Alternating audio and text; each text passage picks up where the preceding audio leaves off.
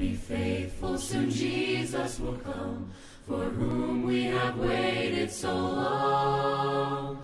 Oh, soon we shall enter our glorious home, and join in the conqueror's song. Oh, brother, be faithful, for why should we prove unfaithful to him who has shown such deep, such unbounded and infinite love, who died to redeem us his own?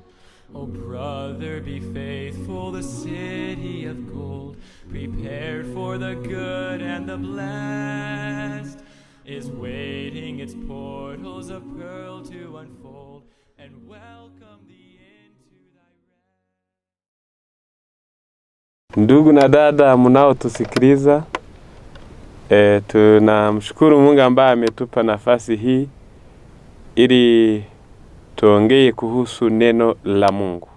Ni sisi wainjilisti wa uamsho na matengenezo, yani ni watengenezaji wanaohubiri injili ya uamsho na matengenezo, yani reformers. Kabla ya kujifunza somo letu la leo la unabii, na ni somo ambalo litakalo endelea, yani ni somo endelevu, nataka niwakumbushe sote tuwe tayari ili kusikiliza neno la Mungu. Ebu tuombe. Uhimidiwe Baba wa milele, wewe unayotupenda, tumeupata ulinzi wako, umeturuhusu tujifunze neno lako, umeturuhusu tuzungumuze na watu uliowaumba. Jina lako lihimidiwe.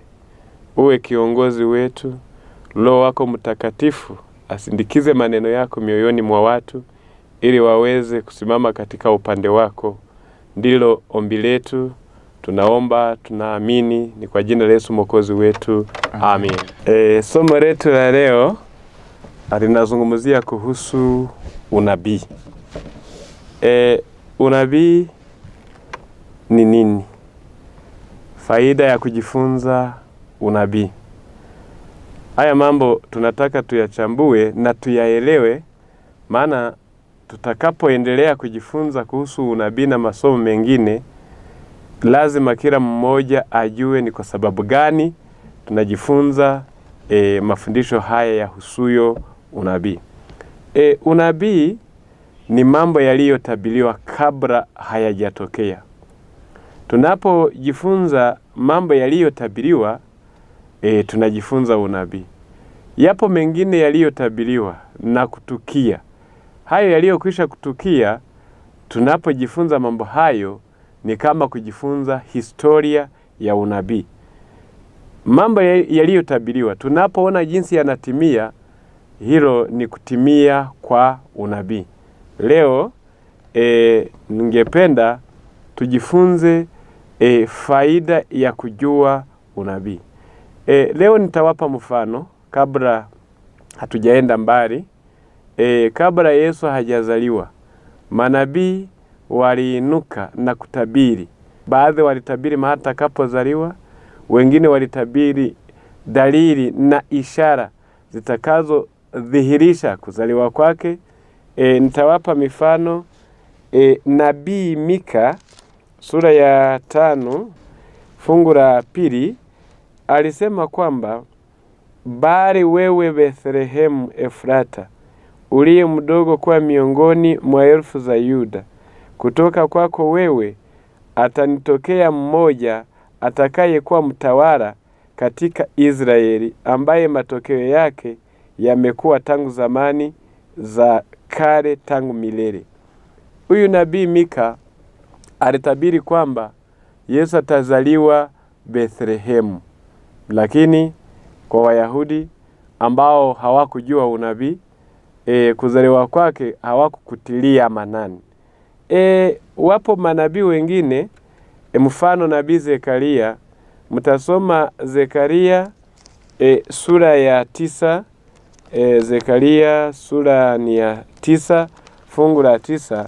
Naye alitabiri kwamba huyu Yesu katika kazi zake za hapa duniani, fungu la 9 panasema kwamba, furahini sana ye binti Sayuni, piga kelele, e binti Yerusalemu, tazama mfalme wako anakuja kwako, ni mwenye haki, naye ana wokovu, ni mnyenyekevu, amepanda punda, naam, mwana punda, mtoto wa punda. Huyu nabii alitabiri kwamba Yesu ataonekana akipanda mwana punda, yani mtoto wa punda. Huo ulikuwa ni utabiri wake. Zekaria pia unaposoma sura ya 11 fungu lake la 12 panasema kwamba nikawaambia, mkiona vema nipeni ujira wangu, kama sivyo musinipe. Basi wakanipimia vipande 30 vya fedha kuwa ndio ujira wangu. Hapa alitabiri kuhusu Yuda ambaye ni msaliti aliyemsaliti Yesu. Wakati wa kumsaliti, ujira wake alipewa vipande 30 vya fedha. Huo ulikuwa ni utabiri wa Zekaria. Wapo manabii wengine waliojaribu kutabiri kitu ambacho hakijatokea. Tunamuona nabii Isaya alitabiri kuhusu Yesu, huyo mwana wa Mungu. Wakati Wayahudi walikuwa wanamsubiri ili aje akiwa jemadari, mfalme, mtu mkubwa mwenye kuheshimiwa, Isaya yeye alimtabiri kwamba atakuja akiwa mtu mnyenyekevu. Nitasoma nianzie mstari wa 3. Alidharauliwa na kukataliwa na watu, mtu wa huzuni nyingi, ajuaye sikitiko, na kama mtu ambaye watu humficha nyuso zao. Alidharauliwa, wala hatukumhesabu kuwa kitu. Hapa Isaya alitabiri unabii ambao ulikuwa ni kinyume na mawazo na fikra za Wayahudi. Wao sababu ya kuteswa siku nyingi na jeshi na serikali ya Kirumi, wao walikuwa wanamsubiri Masihi ambaye atakaye kuja akapindua falme zote zilizowatesa. Lakini Isaya akivuviwa na Roho wa Mungu, yeye alitabiri kwamba kumbe kuja kwa Yesu kwa kwanza atakuwa ni mtu mwenye kudharauliwa, mtu mnyenyekevu, maskini asiye na neno, yani ni mtu ambaye hana heshima yoyote. Haya yote yalikuwa ni unabii uliotabiriwa. Ninachokilenga hapa katika somo letu, nataka tujue ni kwa nini watu tunapaswa kujua unabii. Kwa wale wanaopenda Biblia, tunaposoma baadhi ya mafungo ya Biblia, hutuonyesha kwamba unabii ni kama saa. Hutuonyesha kwamba unabii huongeza imani. Unabii ni kama saa, unabii huongeza imani. Hebu tusome Yohana, ujumbe wa Yohana sura ya 13 fungu ni la 19. Panasema kwamba tangu sasa nawaambia kabla hajatukia, ili yatakapotukia mpate kuamini ya kuwa mimi ndiye. Hapa huonyesha kwamba unabii huongeza imani.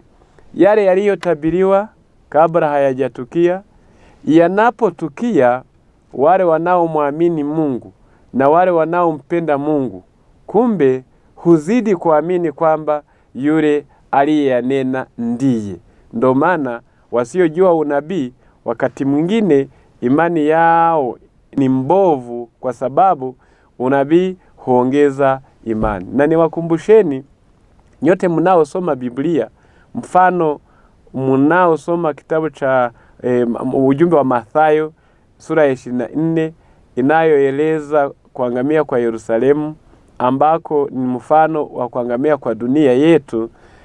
Wanazungumzia mambo mengi ambayo yangetuongezea imani. Mfano, ilitabiriwa kwamba inchi tainuka kupigana na inchi nyingine, kabila na kabila vitauana, yatatokea matetemeko ya ardhi, yani mafuriko, njaa, magonjwa, upendo wa wengi utapoa, manabii wengi wa uongo watatokea, na injili ya mwisho ambayo ndiyo mnayosikiliza itakuja kuhubiriwa. Hayo yote ukifuata mrorongo huo utaona kwamba kumbe yaliyotabiriwa zamani za kale leo yanatokea. Kwa wale wanaojifunza unabii huzidi kuamini, kusema kwamba kumbe njaa ilikuwa imetabiriwa ilitokea. Kumbe upendo wa wengi ilikuwa imetabiriwa kwamba utakuja kupoa, umekwisha kupoa. Hata na mume na mke, mtoto, mzazi, wana familia hawapatani. Injili ya mwisho ambayo itakayohubiriwa kama ile ya Yesu mwenyewe, ambayo si kama manabii hawa uongo wanaohubiri neno la Mungu ili wapate fedha, hao wote kumbe wamekwisha kutokea kama ilivyotabiriwa. Kwa yule anayejifunza unabii, kwa kweli huongezewa imani. Kwa hiyo nyote jueni kwamba unabii ni kitu kinachoongeza imani. Kwa wengine unabii ni saa. Yohana sura ya 16 fungu la 4 panasema kwamba lakini nimewaambia hayo ili makusudi saa ile itakapokuja myakumbuke ya kuwa mimi naliwaambia. Sikuwaambia hayo tangu mwanzo kwa sababu nalikuwapo pamoja nanyi.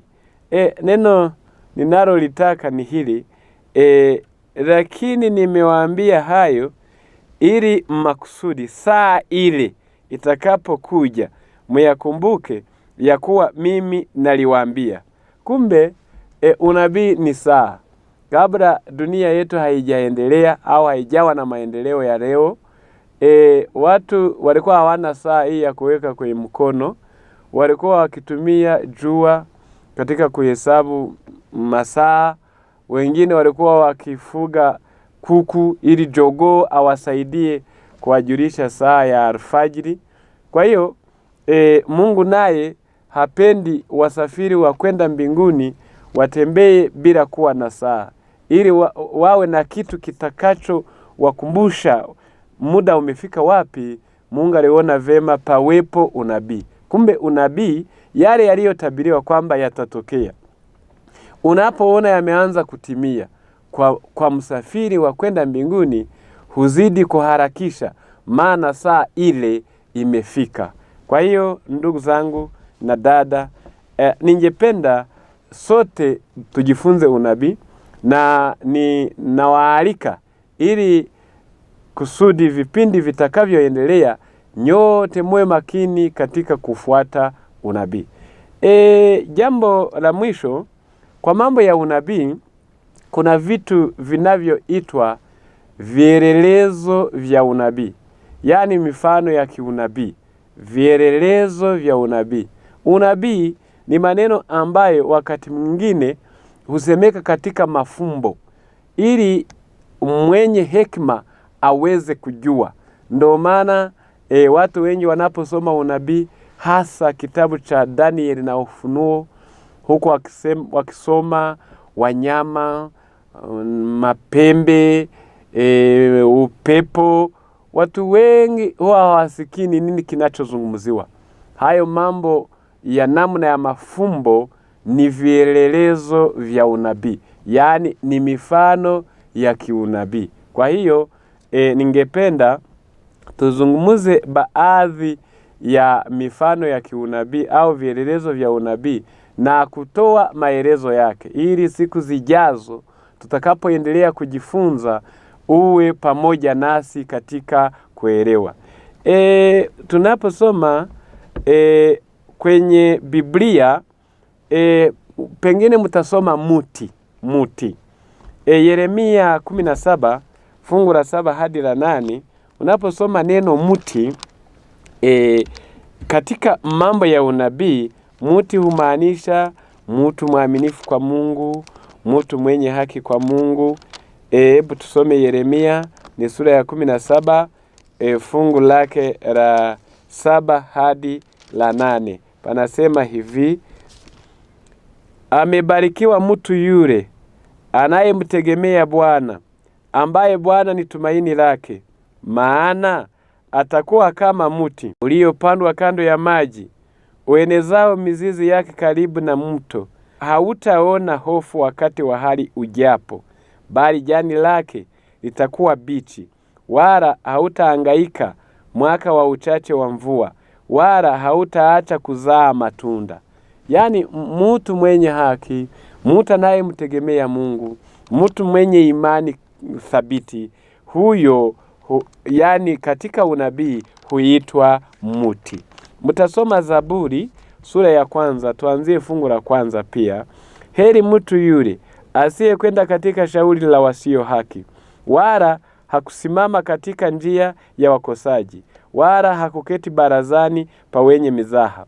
Naye atakuwa kama muti uliopandwa kando kando ya vijito vya maji, uzaao matunda yake kwa majira yake, wala jani lake halinyauki, na kila alitendalo litafanikiwa. Muti yani ni mfano wa mtu mwaminifu, mwenye haki, mtu mkamilifu mbele za Mungu. Siku katika mifano hii ya kiunabii au vielelezo vya unabii, siku ni mwaka. Mtasoma kitabu cha nabii Ezekiel sura ya 4 fungu la 6. Siku ni mwaka. Panasema hivi, Ezekiel sura ni ya 4 fungu ni la 6. Panasema tena, utakapozitimiza hizo utalala kwa ubavu wako wa kuume, nawe utauchukua uovu wa nyumba ya Yuda siku 40. Siku moja kwa mwaka mmoja nimekuagizia. Yani siku moja kwa mwaka mmoja nimekuagizia. Mnaposoma pia kitabu cha Hesabu sura ya 14 fungu la 34, wanazidi kutuelezea kwamba siku katika mambo ya unabii ni mwaka. 34 panasema, kwa hesabu ya hizo siku mlizoipeleleza ile nchi, yani siku 40, kila siku kuhesabiwa mwaka, mutayachukua maovu yenu, ndiyo miaka 40, nanyi mtakuja kufarikana kwangu. Yani siku moja ni mwaka katika mambo ya unabii. Tunaposoma maji ni mfano wa watu wengi. Maji, bahari ni mfano wa watu wengi. Mtasoma Ufunuo sura ya 17 fungu lake la 15. Kisha akaniambia, yale maji uliyoyaona hapo aketipo yule kahaba ni jamaa na makutano na mataifa na lugha. Yani maji, unaposikia maji kwa mambo ya unabii, maji humaanisha watu wengi. Mnyama, mtasoma Daniel 7 fungu la 17. Mnyama ni ufalme. Panasema hivi, wanyama hao wakubwa walio 4 ni wafalme 4 watakao tokea duniani. Unaposikia mnyama, wanyama, yani ni wafalme. Upepo, mtasoma Daniel 7 fungu la 2, panaposema kwamba Danieli akanena akisema, naliona katika maono yangu wakati wa usiku, natazama hizo pepo 4 za mbinguni zilivuma kwa nguvu juu ya bahari kubwa. Ndipo wanyama wakubwa 4 wakatoka baharini, wote wa namna mbalimbali. Pepo yani ni vita. Pepo humaanisha vita. Vita ndiyo pepo. Kwa hiyo Daniel aliona pepo kutoka mbinguni zikivuma, zikadumbukia kwenye bahari ambayo ndio watu wengi. Alafu wakainuka wanyama 4 kutoka kwenye bahari hiyo. Ni vita vilivyotokea, falme 4 hizi zilizotawala dunia zikaibuka kutoka kwenye vita hivyo. Taa ni neno la Mungu. Mtasoma Zaburi 119 fungu la 105. Panasema kwamba neno lako ni taa ya miguu yangu na mwanga wa njia yangu. Neno lako ni taa ya miguu yangu na mwanga wa njia yangu. Mkia ni nabii wa uongo. Mtasoma Isaya 9 fungu la 15. Isaya 9 fungu ni la 15. Panasema hivi, mzee mwenye kuheshimiwa ndiye kichwa, na nabii afundishaye uongo ndiye mkia. Mnaposoma pembe ni mfalme au ufalme, Danieli 8 fungu la 20 hadi 22. Mnaposoma malaika ni nyota.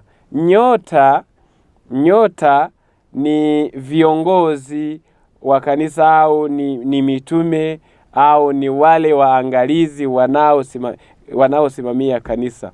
Mtasoma Hebrania sura ya 1 fungu la 14 panaposema kwamba kumbe wale malaika ni kama mitume wanaotumwa kuziokoa roho za watu. Hapo ni Waebrania 1 fungu la 14. Katika kuhitimisha somo letu, ningependa niwaambie kwamba unabii ni kitu kinachotafsiriwa, na ndio maana hivi vielelezo vya unabii usipokuwa na mtu wa kutafsiria, usipokuwa na maelezo mengine kutoka kwenye neno la Mungu, unaweza usijue ni nini kinachozungumziwa. Hebu tusome mafungu ya kuelekea mwisho. Ni Wakorinto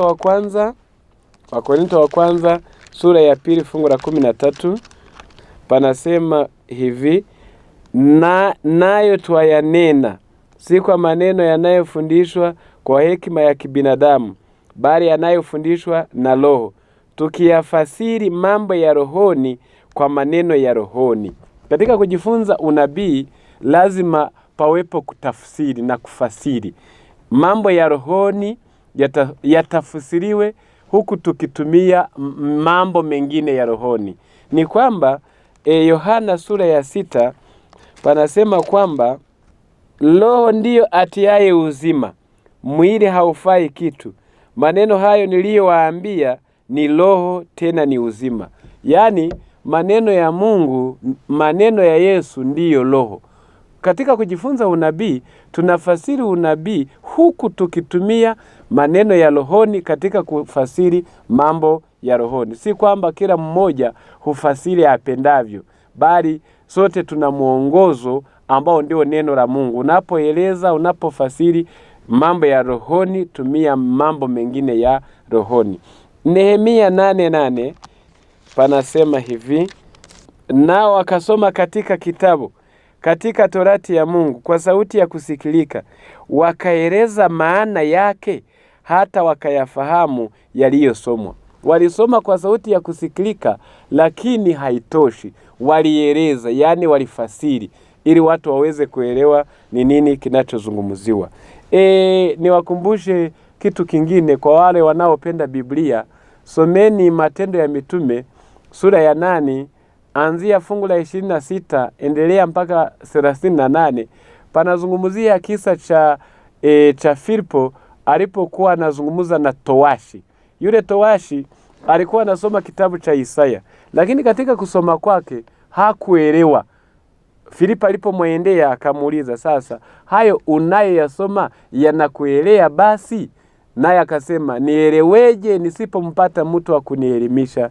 Ndipo Filipo kapanda gari, kaanza kumuelezea. Kumbe mambo ya unabii huwezi kuyajua usipopata maelezo, huku tukitumia mambo ya rohoni katika kufasiri mambo ya rohoni. Basi fungu letu la mwisho hupatikana kwenye waraka wa pili wa Petro sura ya 1 fungu ni la 19 hadi 21. Panasema, nasi tunalile neno la unabii lililo imara zaidi, ambalo mkiliangalia kama taa ing'aayo mahali penye giza, mwafanya vyema mpaka kutakapo pambazuka na nyota ya asubuhi kuzuka mioyoni mwenu. Mkijua neno hili kwanza, ya kwamba hakuna unabii katika maandiko upatao kufasiriwa kama apendavyo mtu fulani tu. Maana unabii haukuletwa popote kwa mapenzi ya mwanadamu, bali wanadamu walinena yaliyotoka kwa Mungu wakiongozwa na Roho Mtakatifu. Yaani unabii haufasiriwe apendavyo binadamu yoyote. Tunaufasiri kwa kutumia mambo ya rohoni.